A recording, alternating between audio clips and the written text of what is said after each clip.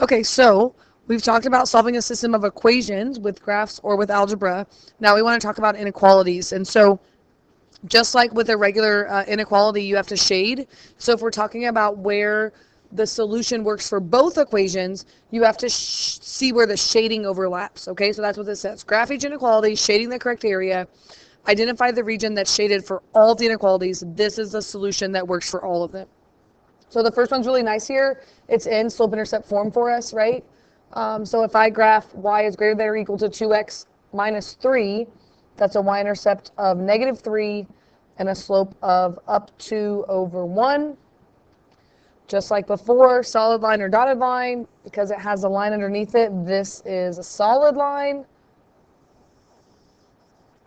And if you think about where you're going to shade there, greater than, you should shade up here, or check 0, 0. 0 is bigger than 0 minus 3. 0 is greater than negative 3. That's true. And so I'm going to make some very not super dark shading, like maybe just some lines like this, right? Show you what I mean in a minute. I can change colors here. If I graph this line, the y-intercept is positive 2, and my slope is negative 1. So down 1 over 1, down 1 over 1. This one's going to be a dotted line because it's just less than, right? Remember, if you forget to say dotted or write dotted, you just write the word dotted out there. And this one's less than what should be below the line, or again, if you check 0, 0, 0 is less than 2. That is true, so it would be everything below the blue line. What we want to find is where is it true for both of them. So if you make your lines like this, it's really nice when it's colored, your answer is where they are both true, right? And so I can, let's see if I can use some, what is this pen? Text pen. Oh, let's do paintbrush. The answer is going to be where this overlaps, right? So like from here to here, everything that's below the blue line that's bigger than the red line all at the same time.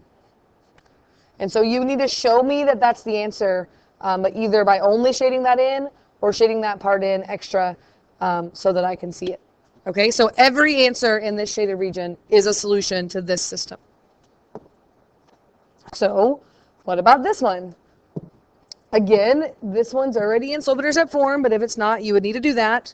You should notice right away, what do you know about these lines? Well, since they have the same slope, they're parallel, but notice now that we're solving the system. So that doesn't automatically mean no solution, because we got to check the shading. Okay, so I'm going to graph this as a y-intercept of 1, and I'm going to go up 3 and back 4, or I could go down 3 and over 4, and that's going to be a solid line. And if I switch to this one, I'll do the shading in a minute. This one is a y-intercept of negative 2, but the same slope. So up 3, back 4, or if you go down negative 3, you would go over positive 4. This is also a solid line. Oh, that's terrible. So what about this one? Greater than should mean above the line, or if you check 0, 0 right here on the red one, 0 is bigger than or equal to 1. 0 is not bigger than 1, so that's why we would shade up here. If I switch to the blue line, this one is less than. Less than should mean below, or again, if I check 0, 0, 0 is less than or equal to negative 2. Again, that's not true, so this would be below the line. Where does that shading overlap? It doesn't, right? So the answer to this is no solution. But think for a minute, if these signs were switched, if this was less than and this was greater than, it would have been in between here. So sometimes it is going to have a solution. So just make sure that you don't automatically assume parallel is no solution in an inequality. Okay, so this is, again, hopefully you have memories of this. But now we want to go to the next step. What can we do with the system? So this is kind of leading us to our next section, but it says, find the coordinates of the vertices of the figure formed by these 3 equations. So what we're going to do is we're going to graph these 3 equations and see where the shading would overlap. So this one I have to do some work, right? I have to put this in slope-intercept form. So I have negative y I'm going to go ahead and subtract this over. So that's negative 2x minus 1. And then I'm going to divide by a negative, which is going to flip my sign and give me positive 2x plus 1. So I'm going to go ahead and graph that. 2x plus 1 would be right here, y-intercept, and then up 2 over 1, up 2 over 1, down 2, back 1. Now usually if I'm trying to like make a shape, I try to make a lot of points on this. This one isn't so bad to put in y-intercept form because all I have to do is subtract this x over. So that's negative x plus 4. So I could go up here, 1, 2, 3, 4. And my slope is negative 1, so down 1 over 1, down 1 over 1. So that looks something like this.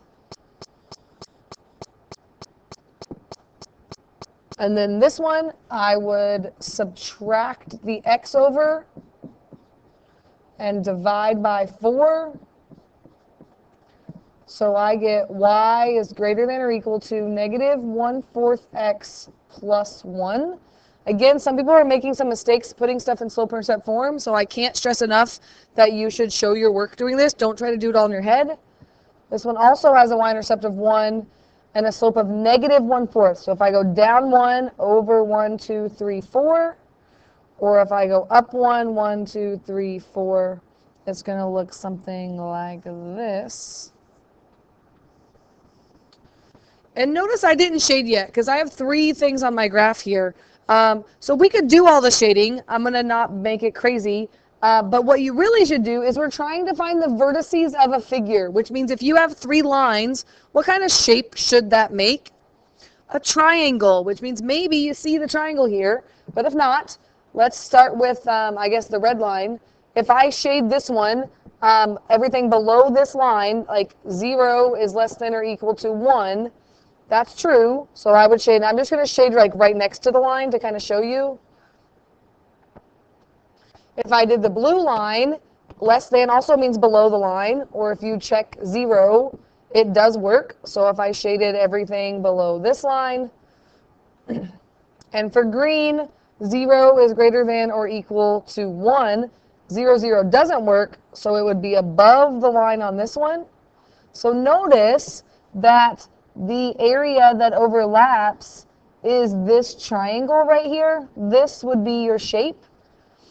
And when you have 3 lines like this, I usually just look for the shape. The answer is, what are the coordinates of the vertices? And remember, vertices means the corners, right? So the solution here would be 0, 1. This crosses there. 1, 3, I believe, right? And what's the last one? 1, 2, 3, 4, 0. And right now we're just kind of practicing this, but we'll talk about like a use of this in the next section. Where's my time? 8 minutes. Okay, so I think this is my last one. So I want you to try this one, put them in slope-intercept form, graph them, and we'll start here in class to make sure that we're all on the same page on how to do this.